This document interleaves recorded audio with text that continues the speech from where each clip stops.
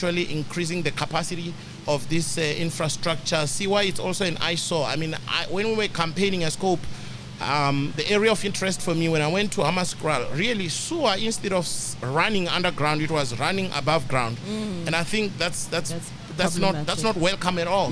So I believe that the projects that and the budget, obviously we are now involved in the IDP and budget consultation process, which is run by myself. Obviously, we have started with the process just to involve the public, the residents out there. We have also not shied away from we are in the advent of the fourth industrial revolution, so we are using virtual platforms also to get in touch with our residents out there. So we have already started with a virtual consultation processes today as we speak, and tomorrow as we speak. We already have some in multiple locations set up, and I think I myself are taking interest in that. I'll be making sure that all the chairpersons of Section 79s are all over the city, posted in all the 7 regions of the city, to ensure that they interact and extract in order of priorities the needs of the people, because when you talk of the IDP, it's precisely about the needs of the people themselves. More than anything else, yes. I, as the speaker, really want to, employ and emphasize that the public must go out there and interact with council, because council is all about their needs. Precisely. And in return, the speaker plays an important role, which is not really emphasized, which is the oversight role. So we have Section 79 or committees that plays an oversight role over the executive. So it means everything that you heard today, you must hold them accountable. As the speaker, we must hold the executive accountable. We must do that continuously. All right. But also, we are establishing something that never existed for the past 10 years, which is ward committees. Essentially, what ward committees are all about is to empower the elected ward councillor in that particular area. So we also empower him, just like to set, if you like, a mini council for him. So he will have 10 people representing different sectors, assisting him.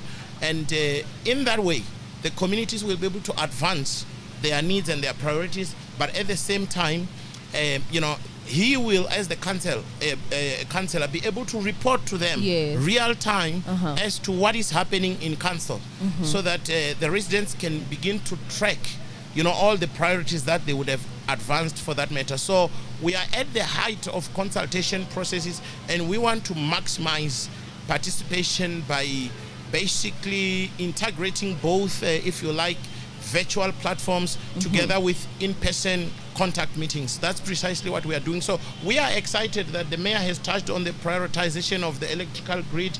He also spoke about the stringent financial management, because the finances of the city have to be looked after. They have to be managed in such a manner that they extract and derive maximum impact and accountability to the residents out there, because it's of no use to approve a city's budget that does not talk to the needs of the people. But as the speaker, we also have to hold the executive accountable to make sure that whatever rands and cents is spent, it's directed towards that particular purpose. And you asked me, as the leader of COPE, one of the values that actually gravitated us towards the coalition is the issue of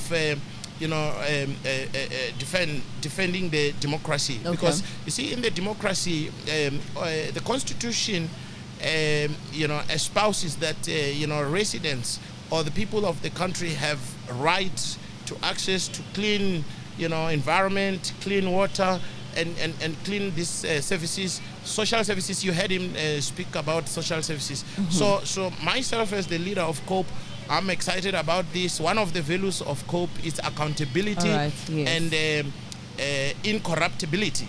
So we also, as the speaker, must ensure that corruption, no corruption. There's no corruption really, because when there's corruption, then there's an erosion of the implementation of the IDP, both by the officials and the politicians alike. Very important. I mean, you spoke extensively about the IDP.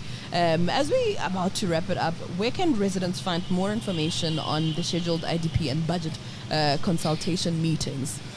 All right. I think there's an email that says Speaker of Council at tshwane.gov.za. So Anybody, by the way, it's more than welcome to write to the speaker and speak directly from the heart to the speaker. But then we also have officials that are entrusted with this process.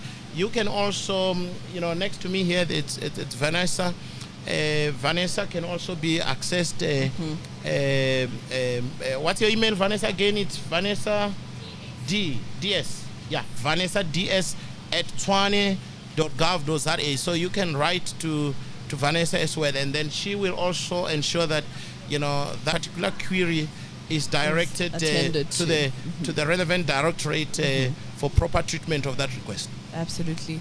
Thank you so much. Thank you so much, Thank Doctor. you very much, and we look forward to speaking with yourselves on other matters going forward. Thank you very much. Thank you. And there you have it, of course, the Speaker of Council, Dr. Murunwa Makwarela.